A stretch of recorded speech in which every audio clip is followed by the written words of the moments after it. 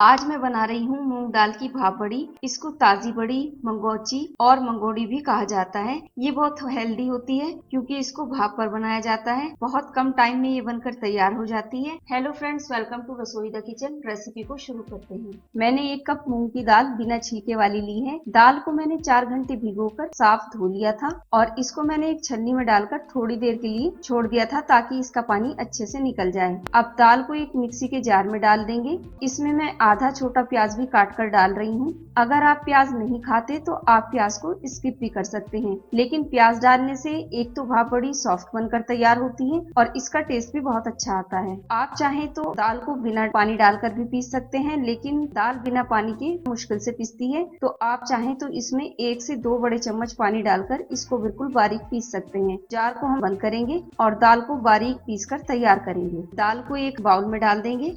इसमें डालेंगे आधा छोटा प्याज बारीक कटा हुआ, 1 हरी मिर्च बारीक कटी हुई। अगर आप मिर्च ज्यादा खाते हैं तो आप 2 हरी मिर्च भी ले सकते हैं। इसमें डालेंगे 2 चुटकी खाने का सोडा, जिसे मीठा सोडा भी कहते हैं। इसको डालने से भाप बड़ी बहुत ही मुलायम बनकर तैयार होती है और इसमें एक स्पॉन्ज बनकर तैयार होता है। इसमें डालेंगे आधा छोटा चम्मच नमक। नमक आप अपने टेस्ट के हिसाब से ले सकते हैं। 1 छोटा चम्मच साबुत जीरा, इसको डालने से भी टेस्ट बहुत अच्छा आता है। इसमें डालेंगे थोड़ा सा बारीक कटा हुआ हरा धनिया और इसमें मैंने लाल मिर्च यूज नहीं किया है। अगर आप चाहें तो इसमें लाल मिर्च पाउडर का यूज भी कर सकते हैं। इसको 3 से 4 मिनट के लिए हम थोड़ा सा फेंट लेंगे ताकि दाल थोड़ी सी हल्की हो जाए और फेंटने के बाद इसको 4 से 5 मिनट के लिए रेस्ट पर रखेंगे ताकि दाल थोड़ी सी फूल जाए। भाप बड़ी को बनाने के लिए यहाँ पर मैंने एक कढ़ाई में थोड़ा सा पानी उबलने के लिए रखा हुआ है और यहाँ पर मैंने एक छन्नी ली है और इस पर मैंने थोड़ा सा तेल लगाया है ताकि जब हम इसमें भाप की बड़ी डालें तो छन्नी में बड़ियां चिपके नहीं। छन्नी को कढ़ाई के ऊपर रख देंगे। कढ़ाई में आप इतना पानी लें कि पानी छन्नी से टच नहीं होना चाहिए। पानी में अच्छे से उबाल आने के बाद गैस की फ्लेम को मीडियम करेंगे और अब इसमें दाल के बैटर को डाल देंगे। बड़ी को आप अपने हिसाब से छोटा या बड़ा बना सकते हैं। आप चाहें तो इसको हाथ से भी डाल सकते हैं और आप चाहें तो चम्मच की मदद से भी इसको डाल सकते हैं। दाल को थोड़ा दूर दूर फैलाएंगे ताकि दाल की बड़ियां आपस में चिपके नहीं। एक बार में जितनी बड़ी आएंगी हम उतनी बनाकर तैयार करेंगे और बचे हुए बैटर को हम बाद में बना लेंगे। और अब छन्नी को ढक देंगे और मीडियम फ्लेम पर हम इसको कम से कम 10 मिनट तक भाप लगाएंगे।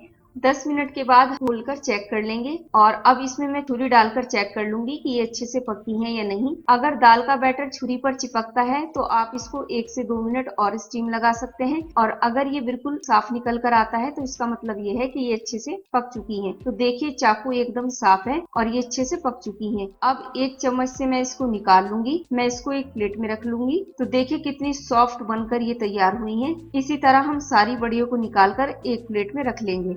अब मैं ग्रेवी बनाकर तैयार करूंगी। कढ़ाई में डालेंगे 1.5 सर्विंग स्पून सरसों का तेल। आप चाहें तो रिफाइंड ऑयल का यूज भी कर सकते हैं। तेल को अच्छे से गर्म कर लेंगे। इसमें डालेंगे 1 बड़े साइज के प्याज का पेस्ट। प्याज की पेस्ट को मीडियम फ्लेम पर 2 मिनट के लिए भून लेंगे ताकि इसका कलर थोड़ा सा चेंज हो जाए। और प्याज का कलर चेंज हो चुका है। अब इसमें डालेंगे 1 छोटा चम्मच लहसुन अदरक का पेस्ट। लहसुन अदरक के पेस्ट को भी हम कुछ सेकंड के लिए प्याज के साथ थोड़ा सा भून लेंगे। इसको भूनने के बाद अब इसमें हम डालेंगे आधा छोटा चम्मच लाल मिर्च पाउडर। मिर्च आप अपने टेस्ट के हिसाब से कम या ज्यादा ले सकते हैं। 1/4 चम्मच हल्दी पाउडर, 2 छोटे चम्मच धनिया पाउडर, आधा छोटा चम्मच कश्मीरी लाल मिर्च पाउडर, 1/4 चम्मच गरम मसाला। इसके साथ साथ हम इसमें डाल देंगे 2 बड़े चम्मच दही और अगर आपके पास दही नहीं है तो आप इसकी जगह टमाटर का पेस्ट भी यूज कर सकते हैं। दही को अच्छे से मिक्स कर लेंगे।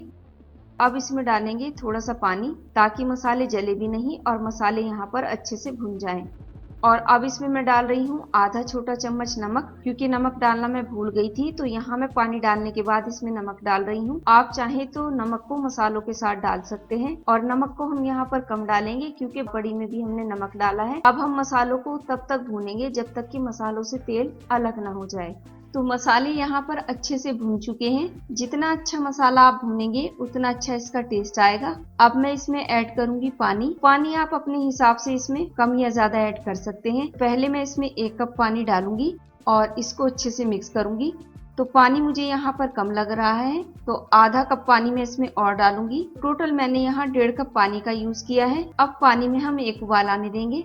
पानी में अच्छे से उबाल आने के बाद अब इसमें मैं भाप बड़ियों को डाल दूंगी और कढ़ाई को हिलाते हुए बड़ियों को इसमें अच्छे से मिक्स कर दूंगी। 1 कप मूंग दाल में आपकी 12 से 13 बड़ियां बनकर तैयार हो जाएंगी। इसको कवर करेंगे और 2-3 मिनट के लिए मीडियम फ्लेम पर पका लेंगे ताकि मसालों का फ्लेवर बड़ियों में अच्छे से आ जाए और ये थोड़ी सी मुलायम हो जाए।